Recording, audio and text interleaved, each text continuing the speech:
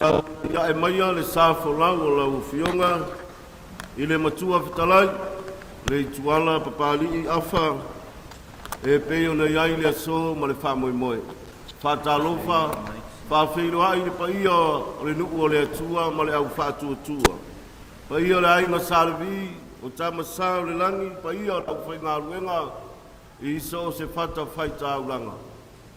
Paia o ainga na lua o tau ainga o mau mea mamae, ma le mamalu a fio mai. Paia o le tātou mtanga ruenga i whangawa yusu nei. Nunu atu ia o tau sāma o tau whainga, ai tātou tiu ia i le atua, e matanga o fia i le aso, a fio mai a matala mai au. Sauninga o nai mori mau e lua, ua whātou ai mai, maa toi pau ai o mori mau. A matalia loa le tātou auranga pa ia o le misa.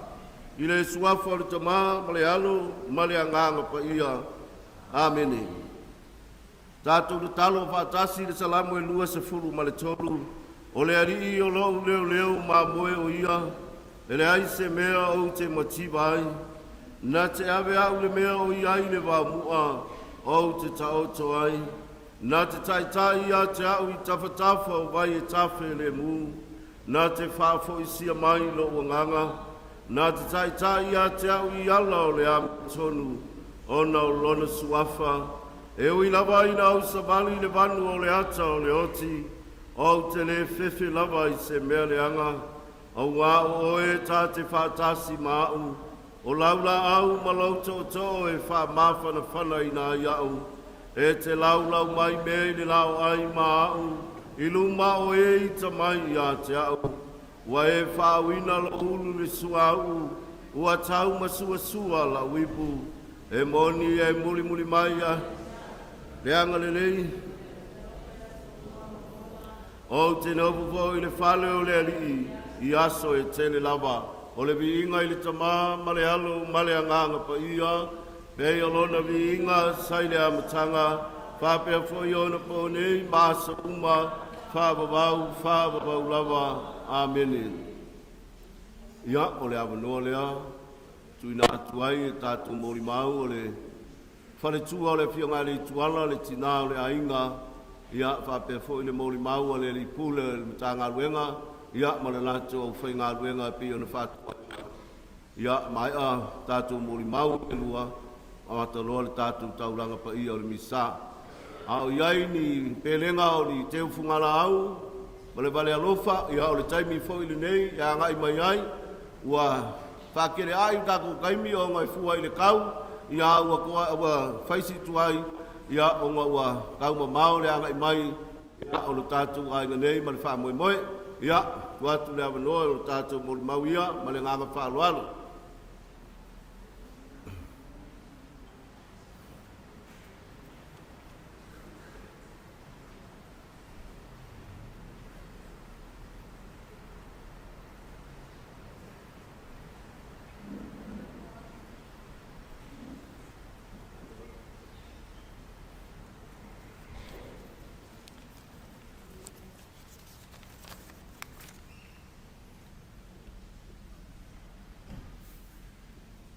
Ua o turai atu i le awa ma le mingau. Kea velo leo e whai masui o le kompani o le PPS. Le kompani sa ngalue ai a le fionga ia le tuala. Mo le tele o tausanga. Vai ane le fio le fionga le tiakono. Pa pe foi le paia le whainga luenga le tua. Le mamalu mal paia o ainga na lua. Ai maise le tina wha vau ia sami ma le nofo ialo. Whawhetai le alofo le tua, o tatou au lia mai le nei aso. E ui lava ina lolo wale tau, ia o le lava e lava i atu i tau sangisangi mai, ia wale tatou mori mauina, o toe sao ningo le afionga ia le tuala. Mo le sila fia o lo ingoa whanene sa mau e tuale sefu. Lo vai le compagnie le PPS o tufa ina so a pensini tamtal nei vai tau tato o tunu. O le compagnie na fa vai mai O le tele o le olanga whai ngā luenga o le awhionga ia LEITUALA. O te manatu sa au nai i mātou company. O lona talaanga poi o lona ngā luenga au amata mai. I o le talaanga poi nā le mātou company. Na whātū le PPS e tausanga e lua awhi ma le lua. Ai whatoa amata lana au nanga le lua awhi ma le tolu. Ia au kuso. Tasi le tausanga na vai ai se tema o le lua awhi ma le wha. Ia ai ufale atulo le whionga ia LEITUALA i tonu le company. E tau avea le tūlanga lea o le tausitusi o le finance manager. O se tasi o tūlanga pitosili o na tāua ma tawaloa i te tonu o le company. E ulfale atu ia LEITUALA, pia ngai tonua ma le taimi whapatau a mata le company, e le tele o whapita uri sa pia ngai i le nāwai tau. E mai se lava i le mea tau tupe. Tau nu atu la, tau whamai a ngā ruenga o le tustusia o taiala, o manuals o le accounts, ia whapena ma procedures, e whafoe ma lima teita ina ai a le vaenga le o tausia tusi le company. Taimi foe le nā, tua le ai ase tupe. Tau nuu mai lesi tane suau i lesi vaitau, tau sua se tupe tongi ele tiute. Ia, le vesi solo mau ma LEITUALA, ma le taitai fono ia taimani. Toe sa ini se si loun, toe whawhailunga o le si loun rena whai mua mua. Le tau to tongi ei ele tiute o le suau. O i le awhionga ia fui maono te o sa pule le customs i le taimina. Tāro sanga e pe mawhai o na tongi le tiute. Ia, se manu le talia o nā tāro sanga.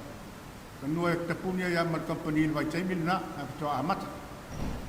Aluai, ia ua whiaulolo lava ua tūlanga le nei. Tausanga alua awhi ma le lima.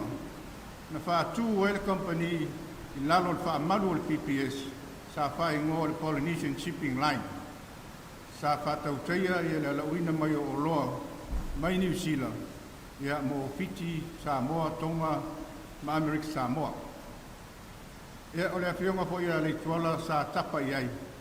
Na te set up le structure whaatino e le whainga o tusi al company. Tasi lea ngā luenga tele, e ui lava le sona to mai po se experience i mea tau shipping. Ia sa tau mwhai lava e whai mea ngata i malos. E le fwoi lana solonga le nei ai. Aluai tau sanga o mai le luafe ma le fitu. Ia to e whai fwoi les company fau tau o le Pacific Oil. I lalo lava o le whaamaru o le PPS. Company leo lo whafoina le ngau si o le suau mai le popo. Ia lea lava o lo whaatino o mai le taiminei. Ia o le sunga po ia LEITUALA sa ngafa. Ma tūlanga o le set up o accounts. I le company lea, ia ma manuals, ma procedures. O lo whaatautai ai. E o mai lava le so. E ala nau tā ua ia tūlanga ia. Ma vea ia sa ngalua i LEITUALA. Ona o le tele o la o le company. Sa whaafoe le neita maari i le tūlanga tau tupu. Aluai tausanga, o mai le tausanga e lua afe se furu lua. Ia, ua ngase lau tau. Ua tau le mawhaino se vali se iwaane le maru. Ia, na u whautua le sini na i marolo. Ua le ngā whatia ngā luenga. Ioi, ua le la na marolo ai le i whiwha mawai. Marolo ai lo LEITUALA ma le tūtūma. A toi malos, ia, ta tala lava le whaitoa e toi sawa ngalue. Peita, ia, ia taimi sa mato tā pāela na sosoani, ia taumwhai a sau, mai se pe a whai ia audits fo nei o accounts al company. Sa wa LEITUALA e whautua, i le tamaitai po i o kala ala o ia i taimi nei. Ia, e mato le toi tā pāia lea ma LEITUALA. Ke o le tausanga masino iuni le lua fes fuluiva. Maliu whapose e hole si mato tausi tusi tai ai. E whionga ia whono mua peato Sam Ling. O ia sawa ia le company soa ule ngau tai nuu. Ia, toi sa ile ko ile o sesi e. Tau a vea ia Chief Finance Manager. Ia ile ia sesi na manatu ia. Nā o LEITUALA lapa. Ona e wha moe moe ina tele. I lona wha maoni. Ma lona whai mea ma whai. Ma lona ngalue ma rosi. Ia. Te ia le tua ia sami. O mātutu atu i leisi aso toa nai ma pei a taua lea pira ripi. Ia atu e talo sanga. Wha mul muli. Toe e wha wano meia LEITUALA sau e. Te toe whai atu si o company. Bele lana toi sau e hoi LEITUALA. Ma le tūtūnga. Se i sue se si e maua e. Sui tama leo maniu. Ia ona toi aloe le malolo. Ia. Nā lana whainga aloe ma mai LEITUALA mai le ai ulai lua fe sulu iwa. E o mai a Februari lua fe lua sulu matasi. Ia te mina ua umana koleni le si ali le sa ia. Ia on toi malolo e hoi leo LEITUALA. Te mina ala ngafa ma le whainga olong whasa. Tere ina pisi ai. Ia, aluai, o mai le ia mati, i tau sanga lente nei, lua fe lua suru lima.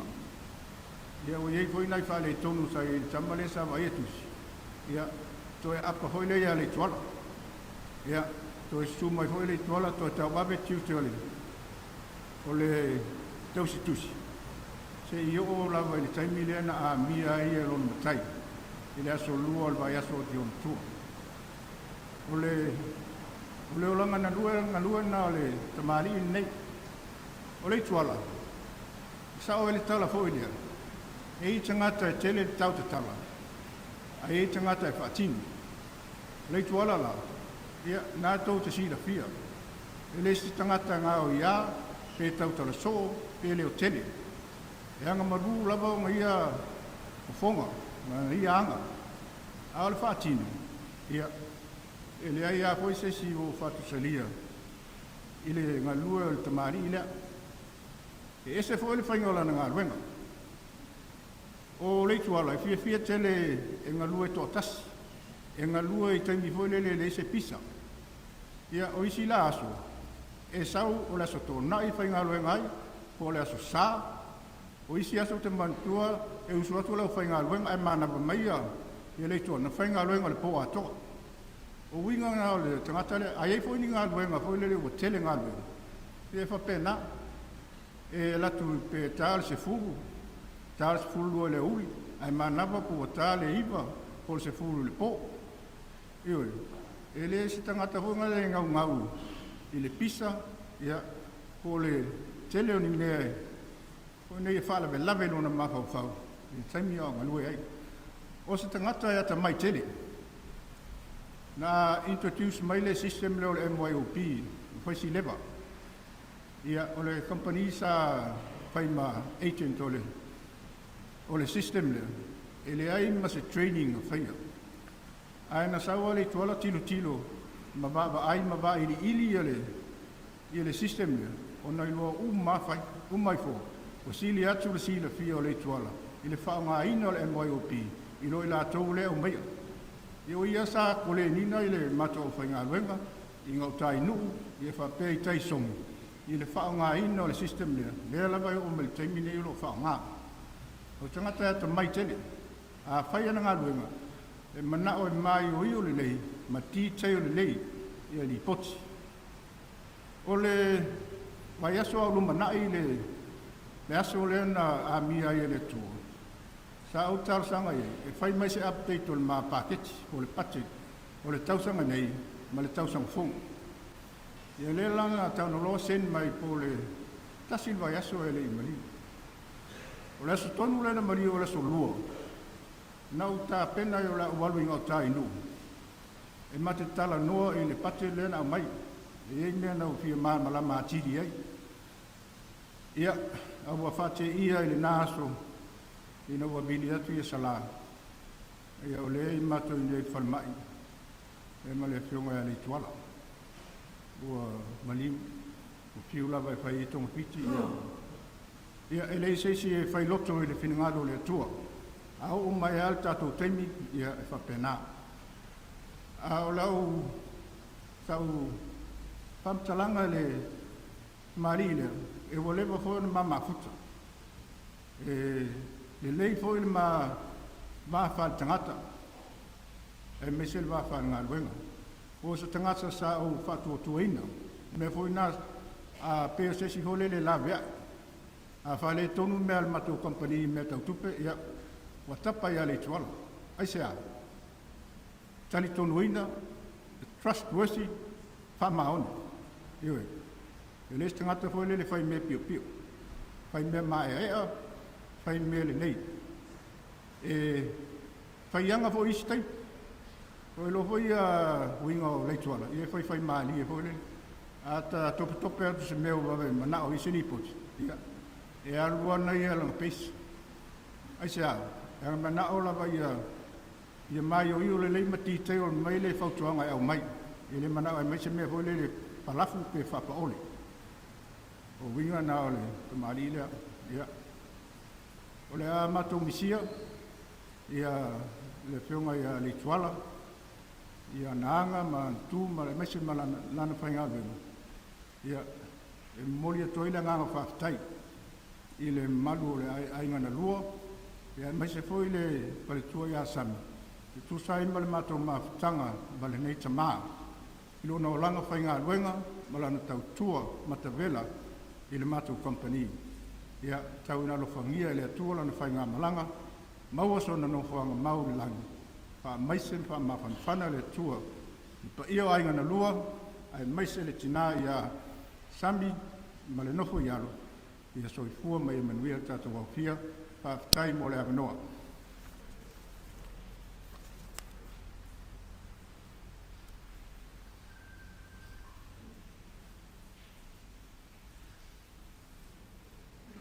Ia, fio mai noa lau fio ngai le. Tau seri i lau fio ngai le whalitua. Ole, sa ole. Whalitua san. Oi dei.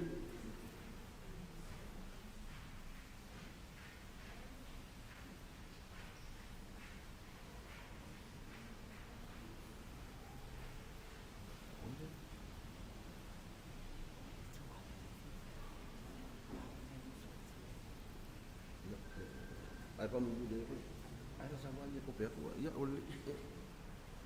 Ia. O koe kua la bango se langa le me fai ka mo fa alo mo me ho le a ngofo a mo ka nga se mea. Ka ku mal la mal le ia. Yo e ai fio mai le fio nga LEITUALA lo na ai mai no so tia. Ia mo le lau to mo le maulia. Ia o fa ai wai le fa tu o LEITUALA ma le nga fa alo.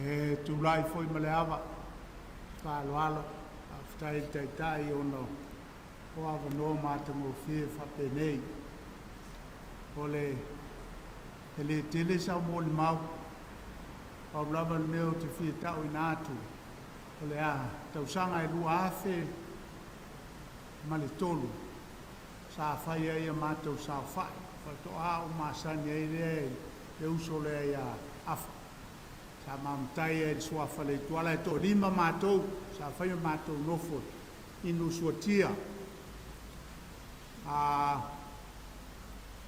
te loa koe a o le koe o maliu i a LEITUALA silika maliu foi LEITUALA vau o maliu i a LEITUALA nofo ta ia a leu tuua le malo e le fionga e a LEITUALA afa ai toi wa o le toi le mato a nga nofo lea o la bon mau fia bon mau ya LEITUALA stangata ngulu e leo stangata si so nofo ai e tau le tau tala o loina o stangata e anga maluma e file mu ai o stangata sa tumu le ata mai. E ai lava seisi sa wha moe iai a whai o te sau ia no mai le a te o mainga al te lo teimi o te alu whafu sa unofo i Amerika ma o sau ia e tuatu lava ia te ia le ainga o nei la aso ia ma le bara awa le atua ia o te iloa le ai asesi a tau matau ma le finangalo le atua o le tasi a le atua le tio awhai maia ka mo iopu mai iopu tangata na whanau mai le whawhine sa alava o naso io e funga mai i le tai ao tau tahata o le tai ao fou ai mangu malafua ina i tau afiafi o tau lau mea. Rona soifua au auna na pawale o le mea whaaftai le atua. Ona o tangata e tu ina mai e whaima au auna i a inga manu. Whaaftai leu so e tusai malana tau tua e no maa inga e leo stangata e whaatamatama i whainga le ainga. Sa wha maoni i a leituala e lo mato nofo ai. Le mea la lea e whaaftai ai patu e fol whaaftai e le ainga le tuala o lau tautua, matavela, ma lau ngā luenga sa whai e le ainga e le o kua o le silwhanga le tua e lofa mai le tua ma maua so no whanga le langi mai ta ainga ia te au a tonu e le o te umi fōi ia ae o lo atua wia ae sua sesi e mai e le ainga ae o le moni lava le o whai o stangata sa wha maoni i lon tiute. Te ele lava taimi e peo le merunga e ala fia le ngu ule mātou i ala i kuala. Awa e al kangaka aluaku e i ala i kuala e me mga oai awe e le kuala. Ai aluaku i akea ongo awe i ngāle o kangaka ngā. Io e whate ngāle o ingo e ala e un fia tele kangaka i ala i kuala. E tau sa fia e makamau turanga whapena. Ia. E sa vasilia lo ta mai aso ia ai sa ke sa wai lo mu ali le kuala ai mai e te lo e li sa ko a e le ku ma lo singe e so li a ko na ka te ka lo na ke ai fa ai a te ia sa ama maulalo ma sa ngamalu sa ve foi mas fa te inga le sa malia foi na te tua i tono lu le so ia o va a ia le tua ia tato Luia oe LEITUALA AFA o te atu nai tu e leo su tato no mori nei ala mori mau lea o stangata sa wha maoni o stangata sa alofa o stangata e anga manu o stangata sa fia i tangata ioe mea lava e ngofo ai ia LEITUALA AFA e ka hunga koe malau ingi pia ia nga ingi pia uma e ale e ngā i lalo o le la o LEITUALA AFA mea nā tau sa fia te le wingo o LEITUALA AFA. O la au, o le mau atu lea, o le mau le ainga inu suatia, ua malia le tautua a LEITUALA AFA. Ua tautua matavela ma lana tautua tua vai, ua whamalia ina e le ainga. Tabe ia, i tua atu au stangata le lei o lo iai se tina mātango fia ma ame o le lei. E le a tol te malo se longa o le leilan fautua o le lea whaaftai i lau tautua sami whaaftai i lau fautua lau soswani a LEITUALA wa veai LEITUALA o stangata tautua whaamaoni ma tautua le tātou ainga ia o le avanoa la nā leo o tau tuai ua lava matutoe le tautua al tangata lea o LEITUALA e o LEITUALA matawhana usu e mawai e lo matua ingo ia whaamao. Mawai male to inga ingo ia simanu, siasanga, whapoa, ia ma pongali, ata se ma leiseri o matofa. Siasanga e tupunga mai ai a LEITUALA AFA. A whaamao e tupunga mai ai tuwala lei. Ala leo fia whaelo atu tātua fia. Ia ai o te iloa. Lea ai sau kimu. Rai fuafofo i mea i le nela le famia le tu dia kai ya merse o le afia de aso sami ya fa ma fan ina o le tua tangata lava e whanonoa e whamawhana ia i le tua e mai le li o te le tua o matu oti te alu ko saua ia te o tau tātou te tau tātou le lava i tula anga le mai le tua i o sauninga o le mai a le tua afa ia soifua pa ia manuia.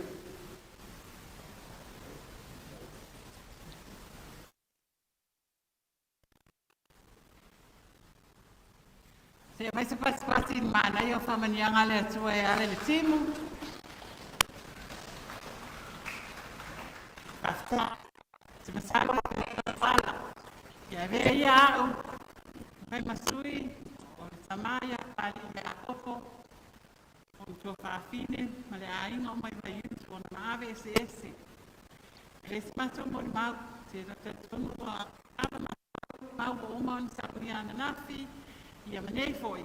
Ia, o tato loa o mai foi ia winga ese LEITUALA AFA.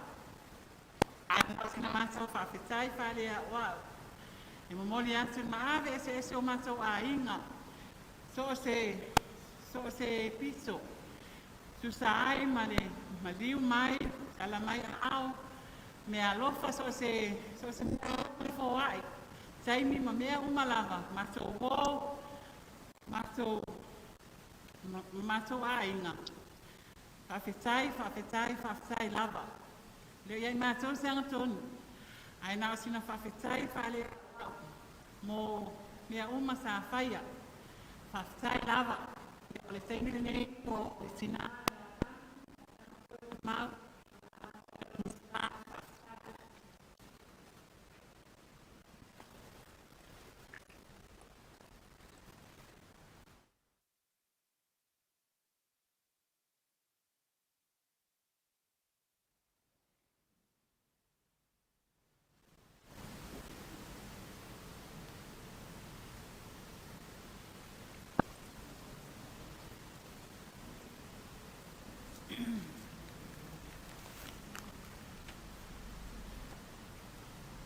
Lo wanga ngai ia e fa watu leli o mea uma foi o te tonu ia tea ia e fa manu watu ilo na swafa pa ia lo wanga ngai ia e fa manu watu leli au foi mea e tasi o ana mea lofa o le fa manu ina uami o le anga o le whamaloloina o mai atua uma. Whatalo whatu, i le suafa manu malo Yesu Kiriso, i le sui le sunga ti akono malu au aa. Whatalo whatu, i le susua sunga i whawhiangainga tau le langi, ma o tau whanutua, i le paia, ma le mamalu, o le tātou whapatutonga le nei afiafu. Tātou te moli mawina ai, le aso fia, o le tamā, o se uso, o se tuangane, o se matai, le afionga, ia LEITUALA fui maono afa papali'i. E maliu LEITUALA ua ona sefulu fanei ona tausaga. Titia atu ana penisione asitueina ae maliu. O se tamā e loto maulalu. O se tamā e ono sa'i, e wha pale, e wha maoni, e loto alofa,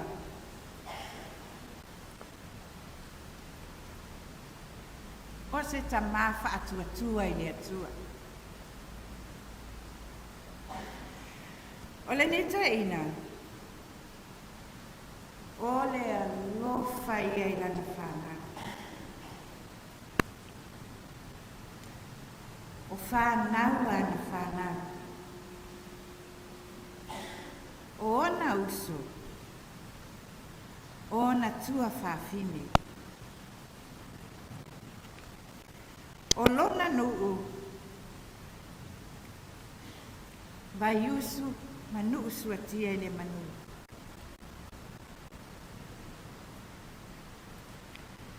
Ai whaasili ai, le alofa nito e ina. I taito alua, o na uso, ma ona tua whawhine. O leituala, e le mana o leituala e tau seisi. O se tangata whai mai tutono se aima. O le mea na whai mai leituala e pele ai a te ia. Taito alua, o na uso, ma ona tua whawhine. E musu o ia, e tilo atu, seisi o la mawhanau. E alu atu, e le ona whai e lesi aina. O le mea le na tango ai afa, matua e tausi mele whaamau, taito o lua, o na usu, ma ona tuangani.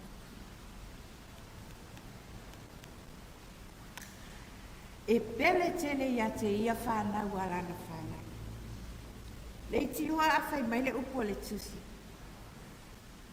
O whanau a o tō whanau, o le pale lea i o tō wau.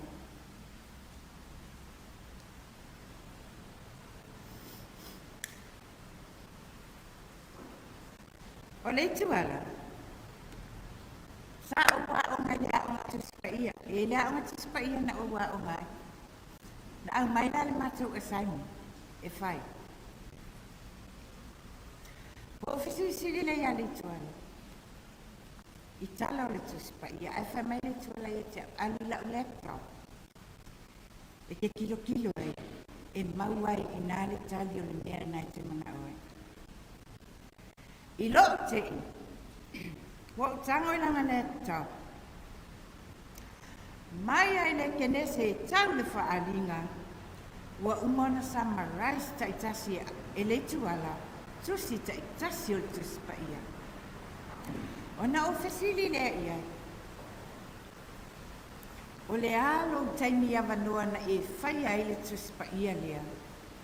E whai o lo bisi lau ngaluenga, o lo bisi lo nuu, a o lo bisi fo i lo ainga. Pai maltala le tuala. E taimi na o si i mai ai. O ina na mawhana whana i mamawhtanga na le tua.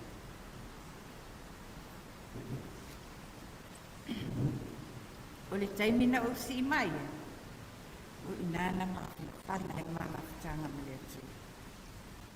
A o le nā taimi, o whaatolu no usau me le kenese e tau le whaalinga.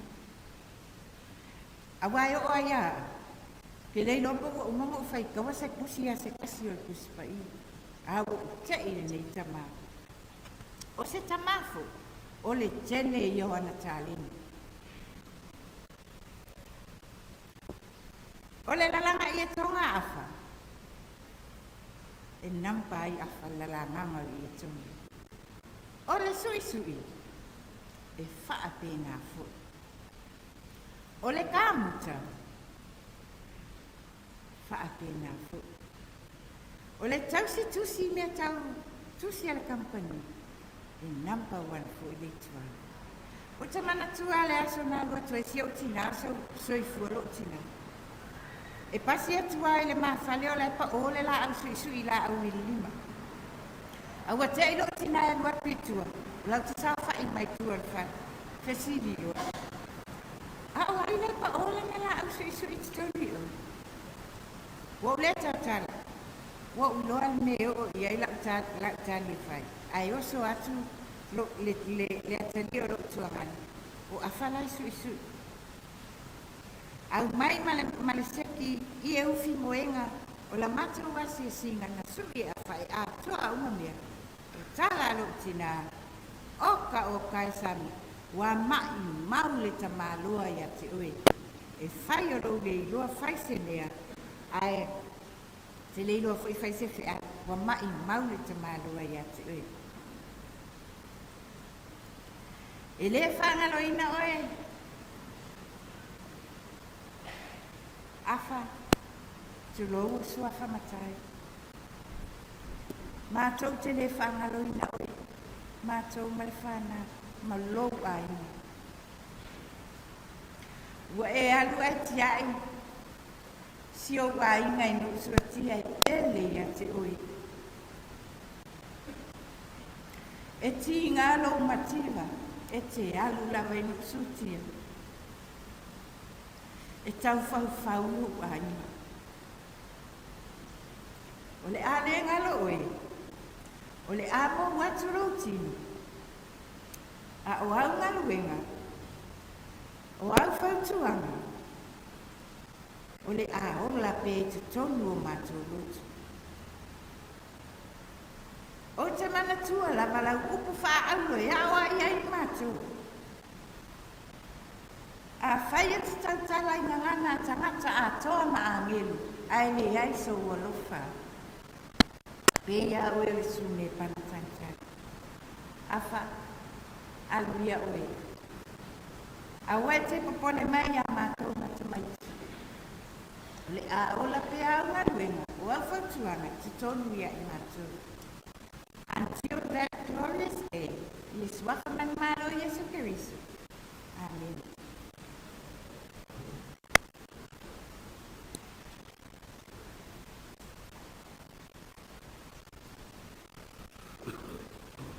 Ya. Malo le pale, malo le usa, ya, kai ngofia me uma ileli, tau kau angopo, oh, sungai ale tuan, imboli mau ye safe ko, o se kau e kufa kasia, o le kama o le pa, so se bea, pe on kolora winga imboli mau angopo, oh, afa ye mo le tuala, kuibon. O le tangata o le vai me umalaba sa so i fua maola. Ai o akul kai hao i tuai nusu atia al manu le saudi ngā loko ngoko ai kau mui i nusu atia. Ai sau no le tau simtanga le ngā nusu atia. E wha popo le maure, whai mai ai. O le tuala, o le tangata e mo o lo na nganga i mea siri, ma mea le lei au auna ma tau tua i le tua. O le tangata e mo o lo na loto, ma lo na nganga i mea le lei. Ai o manatu fa pea i nei taimi kaku a makalo o le tuala o le tama o le manu malo o le tuala o le tama o manu malo o le kangaka o manu malo i o ngafaiva ma lona bala awina fa manuia le tua i lau fa afonga ma le tāpenanga o le taunga le taulanga pa ia o le misa kaku ka penga i kaku malo i le larolangi a e uangi mangu malo le larolangi ia i tātou whamanuia mai le tua, whamawhanawhana, le tina ia sami, le pa ia o a ingai fia. Anga le nei mai le ri. Ia, tāpina ia, ma le anganga fia, ma le loto whaakutai, le nei whai ngā tāuranga pa ia.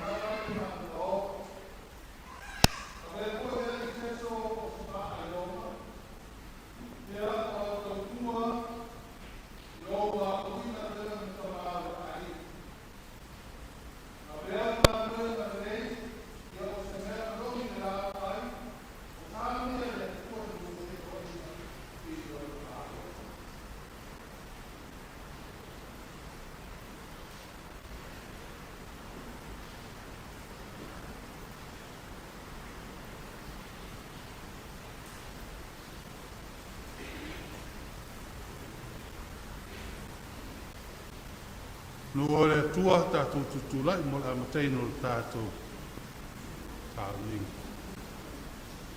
I le suafol tamā ma le alo ma le ngang pa ia. Ia whatasi le li i ma o tau. Whatalofa ma ofalo whātu. Ia le nuo le atua i le nei au auli. Whatalofa atu i le au whainga luenga pa ia le tua. Ia, so se whate whaitaulanga. E le ngate e au lupe whaalele. Ia e whaasino, ia le ataua, ia maltina, ia tingsami.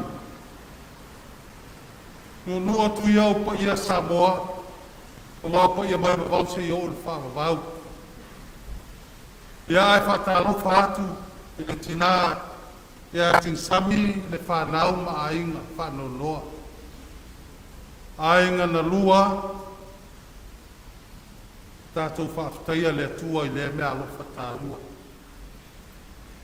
Le mea alofa tāua ua ia au maia. Awa e le whaapoina le ataua, ia LEITUALA, fui maono afa. Paua lea o LEITUALA. Ave e le atua mea alofa whaafutoa ia te ia. Whaatino ilo na wala wina. Le tātou te whaafutai ai le tua. A leo kua e whai ngā te whale poto tautai ia e selena tu le ama. Le alo na nau nau ia ilona wala wina e me tamao le ainga. Le ngata i lelo on tiu te tono e ka le sia malanu. A ia ia lon whale tono. Le tātou to e le lumo le tua. Whatang sialan whamanga longa o tātou. Sa whanga aina na whanga malanga ilo nā tua. Le ngata i lea. Aonga ai tātou. Ia i le leifa tātou langa.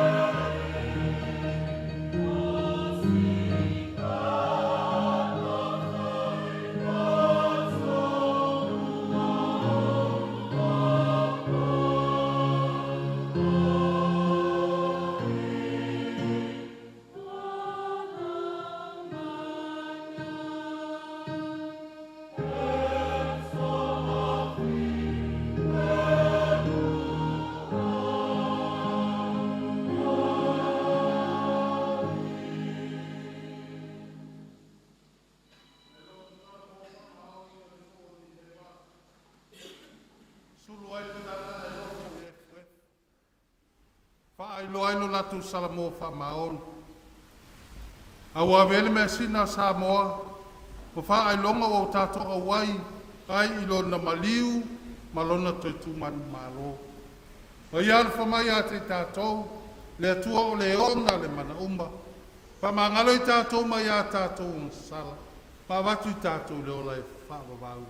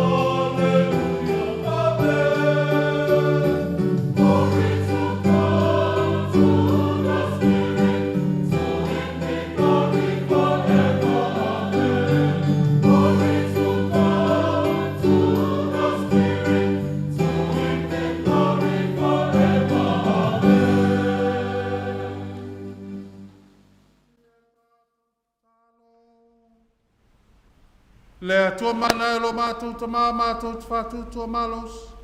O lo walon ni umto tua I leo. Mātou te talo mo lo mātou uso. Pol ta mā. Ia LEITUALA fui maonu. Afa papali. O tia ia kevis. Ia te tua I e le aso ngā tanga. E awa I le malu o kevis te tu. Le oso I fuampule wa tasi mo e male ngang pai. O le atua e tō tasi mo le whāwau. Whāwau lava.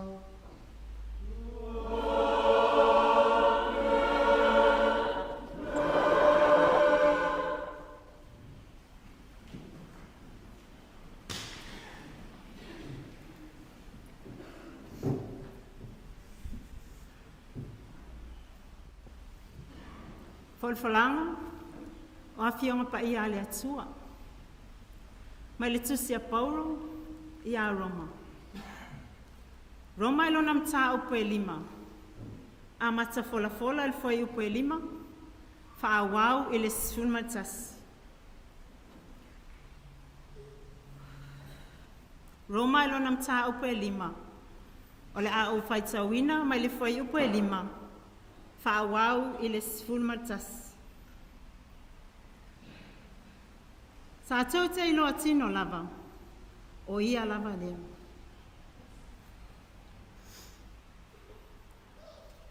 O le wha moe moe fo'i, e le mai. A wā ua wha malingi mai le alofa o le atua. I o tātou loto e le anganga pa ia, ua foa ina mai i a te tātou. A wā na maliu ke riso i ona po e te tawai. Ina o vai vai pēr i tātou. O le sui o ia o e wha ale matau. A wā e toe ina le mawhai o na oti o se tasi e sui ia i le wāmi o tonu. A o le wānga le lei. A tonu pe whamalosi se tasi o na oti e sui ia i o ia. A ua whaali tino ina mai e le atua lo na lava alofa ia te tātou. Ina ua maliu ke riso masui o i tātou. A o tātou wanga salapea. O le nei, ua taua mea tunu ina nei i tātou i lona toto. E le whaola ea i tātou e ia, ai le toa sā i se a. A wā a whai o le le i tātou ma le atua i le maliu o lona alo. Ina o whai i tātou mona fili. E matua whaola ina lava i tātou i lona soifua. O i tātou ua le lei maia. Ai le ngata i lea. A ua tātou mita fo'i i le atua. Ona o lo tātou alii o Yesu Keriso. O ia ua tātou maua mai ai nei, le leinga.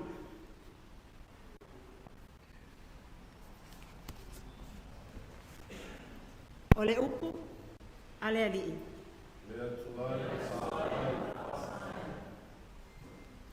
O le alii o lo leo ma moe o ia.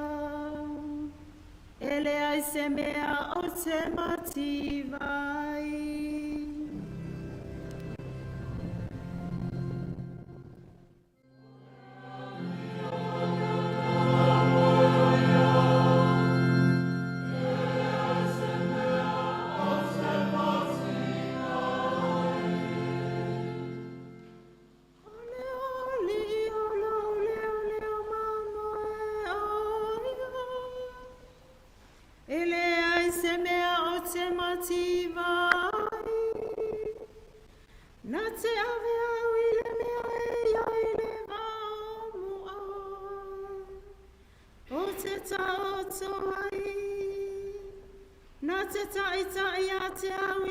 Tafa o vai a tafelemu. Na te whaafo isi a mai lo wanganga. Na te taitai a te au i ala le ami o tonu. O na olo na suafa.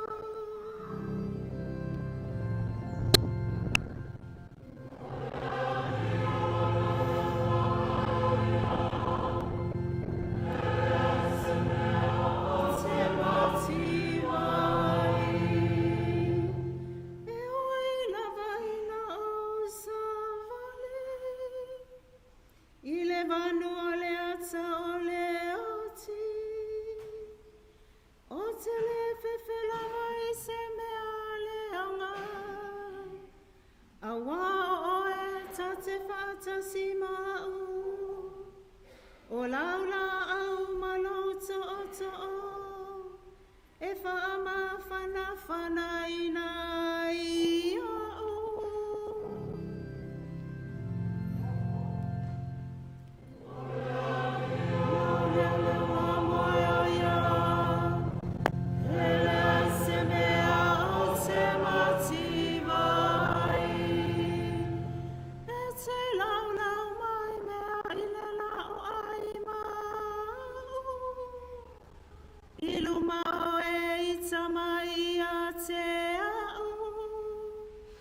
Wa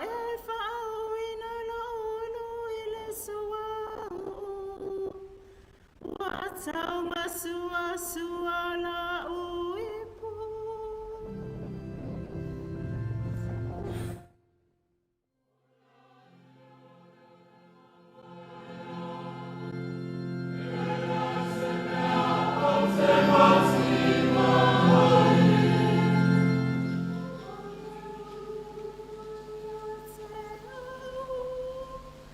Leanga lele ima le alofa, ia soma lo uola, o te no fofai le ale ale ali, ia so e te le lava.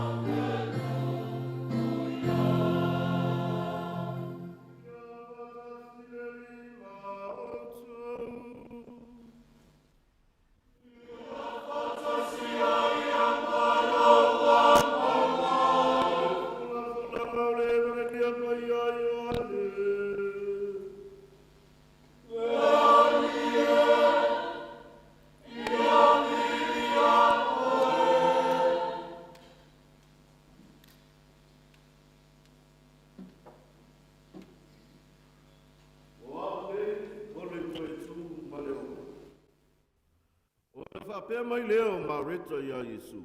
Lea li i. Ana e i nei po ua le oti lo untua ngane. Ai ui lava i lea. Wa ou loa o mea uma e te whaatonga atu ai i lea tua. E fua ina mai e lea tua i a te oe. Ua whetara i atu Yesu i a te ia. E toi tū mai lo untua ngane. Ua whai mai ma reta i a te ia. Wa au loa e toi tū mai lava ia i le toi tū i le aso ngā taanga. Wa whetara i atu Yesu i a te ia. O aune, o le toi tū a le ola. O le whātua tua mai i a te au. E ui lava i na oti, ai ola lava ia. O tangata ola uma o e whātua tua mai i a te au. E le oti lava e o i le whaavavau. Paua e tari tonu mai ea i le nāmea. Ona whapea mai lea o ia i a te ia. Ioe, lea ni e, wa au tari tonu lava, o oe le keriso o le alo o le atua, o le maliu mai i le lalolangi. O le talalele ia le li i.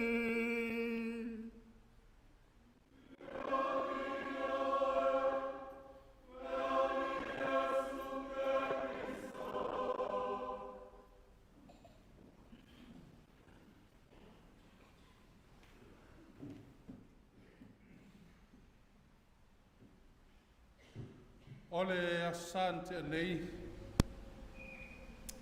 na wha manatu ai le ka le siao au, le asal Pentekoso, po le asal whawaina ai le ka le sia, le asal na awina mai ai le ngang pa ia, lunga lau apostolo le ngate lea, o i tātou uma o lona tino. A o le asal yon tu atu, na whae lo mai nai foi le ka le sia, le asal le ascensione, po le asal le afioa e Jesu i le langa. Na o fesili lea i se tasi o sa. Pe e se au te fio i Jesu le langa. O le ason tau, a o le afo i sana ngā luenga na whai. Wa lai on te fio i le langa. A o le afo i le mea na fio mai ai. A o le maa fuanga fo wa mai ai le ngā ngpa ia. A o le whaatasi pia mai tātou. Toe tai tua i tai meo popo ngā o Jesu. Ta tia le whanau mai o le pepe faul Christmas. Ai le maliu o Jesu lungo al koluse. O le whetalanga mulimuli a Jesu a o le i maliu. Ua mai, it's finished. Ua mai, ngā wane le o lo nao, ma ua iloa ua maliu o ia. Ai au tātou tuu le ngangana e leni, lona whao winga ina. E ta ua te telestain. O lona winga pea whaamutala ina. Ua maea o na tonga. Ua maea mea uma. Ua maea o na tongi le ai tāla. Mea fo na wala i o na whaailonga Jesu o yele e kalesia. Ia le aso le ascensione. Po le fioa Jesu le langa. Wa fo e leo mai. Mai al ngā luenga na fio mai e whai amo i tātou. Ne e tutongi le tātou ai tālafu lea. Mai le a matanga. Le anga sala tu whasolo. Le foi na ia whetalai le na usoo. Ina ua tau i wailo la tau whatutua. Hala o mua e tā pena sano whanga mo utau. I le maotau lo tamā. Wa fo o mai ala na ngā luenga. Nā whia mai e whaia mo oe mā. Ai lima wai aso taluai. O wha manatu e le e kalesia. E le te tuman malo ke wiso. Ta whaiata. Tato patipati ai. Ne moli mau atina. E le ngata i lea o lo nau apostolo. Ua te tu Jesu. Ua wanoa le tu ngamau. Ta whaiata o lo tato whamoi moi. Ai au tato whalongolongoi. I le maua ta mā mātutua o le tatou tunu. Mai a oti tangata ua o suia le fono. Ale o tu ua le malo. Ioi, o tu ua le malo e LEITUALA fui maono. Afa pali. Tu ua le malo i fea. Le o tu ua le malo na ngalue ai. O ia o le ampasa o le laulolangi le nei. Na ngalue ai na tofia ai e le atua. Na momoli mai e le atua la na me alofa i matua. Ina ia tausi ma le wha maoni. Le ana o tatou moli mawina. Lona papatsonga. Na momoli mai e le e kalesia. Ma wha pa ia ma avea o le atali o le atua. Ina ia o whaatino la na ngā luenga. O ia o le ampasa. O ia le ampasa o le langu. So se ampasa a mai ala na ngā luenga i le atunu. O na toi fo i leilo na atunu moni. E tala i le tai o le atunu. Le matango fio ngā luenga o tofia ia. Na tofia ia e le atunu e whaatino. Ioi, o mahea ngā luenga le tuala. A lea na langona le siu leo o Yesu lunga koluse. Ua mahea. Ua mahea. A lea ua mahea ngā luenga. Sa tutongi Yesu le ai tālafo oe maa i lunga koluse. Ina ia o tātou whaiala ngā luenga. A vea oe maa o ni mea whaitaulanga i luma o le atua. Lea na whaatino e leituala i lana ngā luenga. O mahea au o mapua atu i le atua. Tala i aile mātango fie. O lana mea alofa tāleni na ia foai i ale i atau e whaatino ai. E le ngata i lona ahinga e kalesia malinu. A o le mea foli nā leo la ungai. Ma wha marsi ai ia Paulo le e kalesia e Roma. Le isi o i tātou e mwhai o na whaia. E na o le alo le atua o Yesu Keriso lea. Lea na maliu. Malingi lona toto mo oe maa. E le ngata i leo le mōri mau, a Maria ma Mareta. Le ana whetalai Yesu au leo le toe tū ma le ola. I oe le o ni aso whai ngōwhi aso whapenei. E tali ngatā ma wholo ngatā. Awa fwoi, o le mea fwoi le te whaalongo i le te leo. O whatu pese a lo tātou tunu. O le ngate leo le larolangi atoa. Fatu pese tau amaya i fafo. Le tinga ama le whainga tau le alofa. O le motu si o le mawhata. A e sele ma nei o le whi au o le atua. Le alofa o le atua na ia foa i mai ma wha ilo mai ai tātou. E ala ilo naro. E le whaingo fie le alofa. E te tau o le whaitaulanga le alofa. E ala ilo soifua mulu ola. E pe o na whaia Yesu lunga koluse mo oe maa. A le o tafa ata o le wha moe i tātou. Mō le mau, i le tele o tina ma le o apostolo. Le ngata i lea, o tau lea po le o apostolo i e mau. A mō le mau ai e moni o toi tu Yesu. A lea, o tafa i ato o tātou wha moe. Tātou o waia i mo Kristo i lona toi tu man malo. La la me tātou te atu o tu vale ai. O a o ia na ia whitalai o au neo te tū ma le ola. Te le vaenga na launga i e sue wha manatu wha malu se au iai tātou. Aua ne vai vaile tātou wha tūtua. Awa e o a Yesu la vaia. E le i ese upu na ia tali atu ai. A e sa ia whaiala na taulanga ato atoa. Sa ia whaia ngungu mo oe mau o le alofa. Le ala fo leo o tātou mai e le nei a o uru. Tātou te whawhataia le atua. Me alofa tāua na ia ave ia le tuala fui maono. Le me alofa na ia au maia i mātua a inga. Le ngata i lea i o tina ia a tingisami ma le whanau. Whaftai ai le tua. Tātou toi mole e tau langa lea na ia o sia. Lea na i whetalai o lo tino lea ma lo toto lea. E o tau tāl su ai ma tau ai. Te ola i tonu o tau.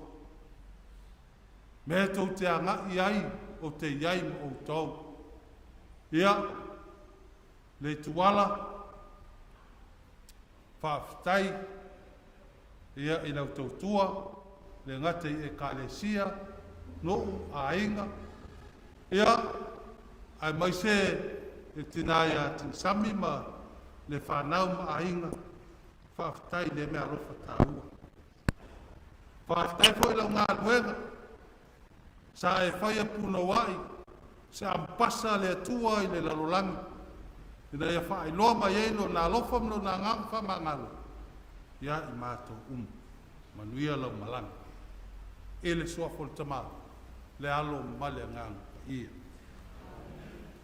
E o tātou tūtula I neima, o tātou mōl tā sanga I le tua, mōli o tātou mana na onga I le tua, e tātou te talo ai mo le nganga, ia o le tuala, le ngata I lea, le wha mawhanwhananga I ainga whanonoa, o na whalanga au pa ia.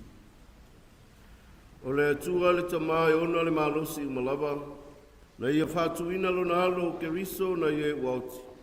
O lau tātou whātonga atu ma le whamoe moe, ina ia whāsau ina e ia o na tangata uma, o I lātou wa ola mai, ato fo'i mai wauti.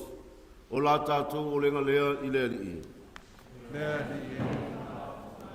O le baptisonga o whāpolo ia o le whaababau, mo le tamā o le uso ia leituala, ia whātasia ia I le mawhatanga ma le aupa ia e whaababau.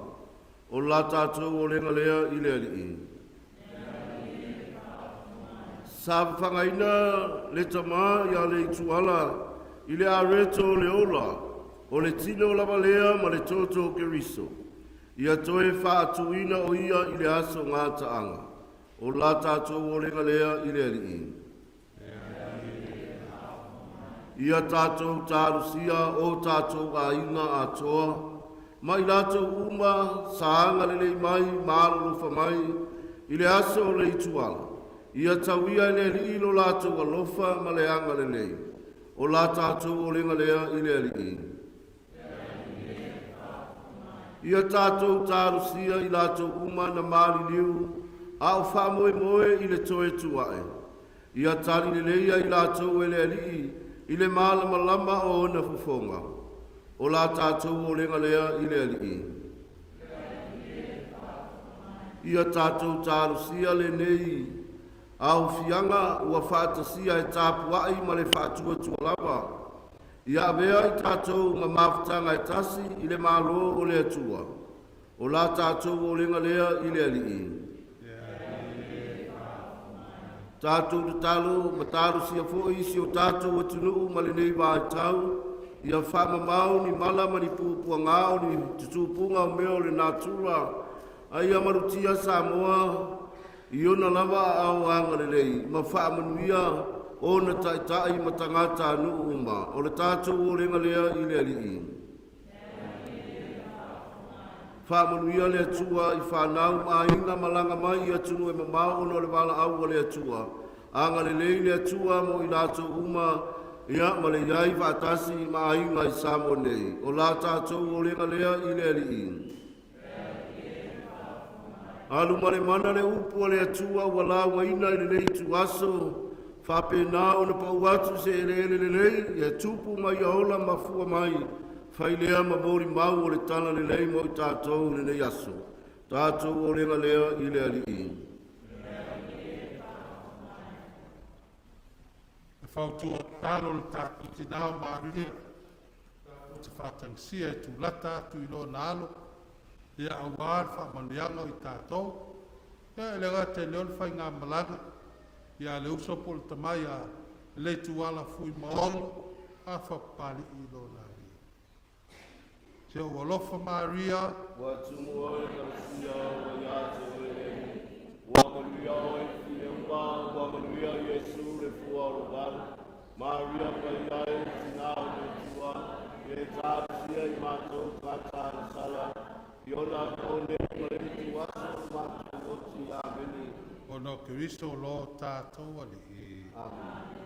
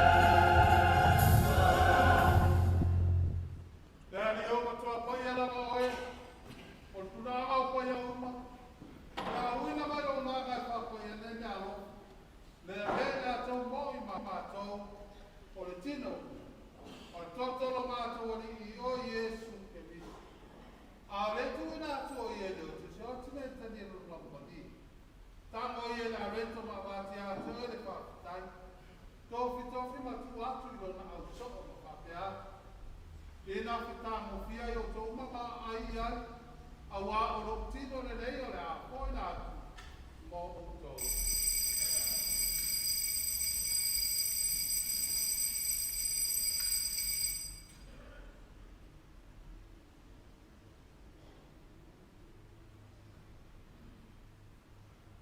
E na oa maera le tau ta.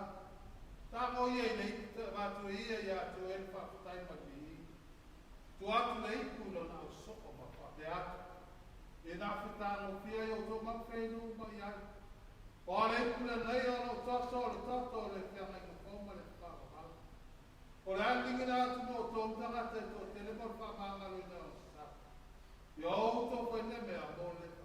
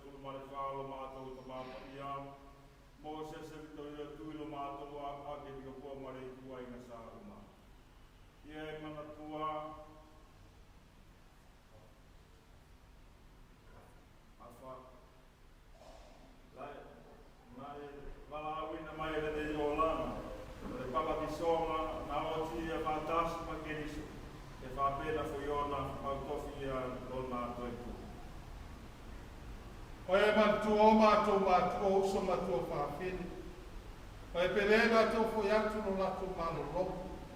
O fa mo moito tu ai. E te lie na tau fatasi matamata mali uma mala mo la ufi. E al fa mate mato pala bene mato ma mato te fatasi do lai fa. O Maria tina ta o le tua. Joseph foi ela tana ma apostolo foi mara foi atu. O en fa de da tu la. Ma tu fia vi fare le fatta semana sola o fio. Ara tu lo guardo. Oh Gesù Cristo. Oh noi matasi mena ya taya. Ile mafta male rampai. O ni ngoma mbalwa to wala fio le fava.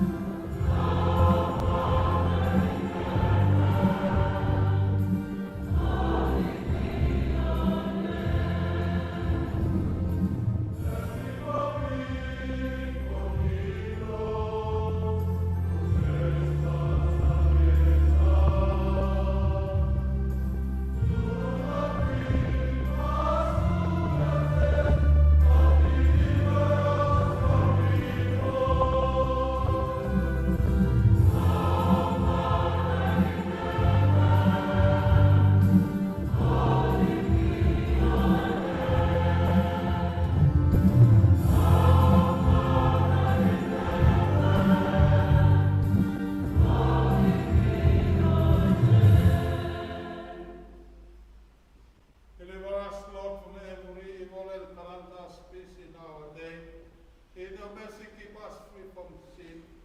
Protect us from all anxiety. Word to joy look for the coming of our Savior, Jesus Christ.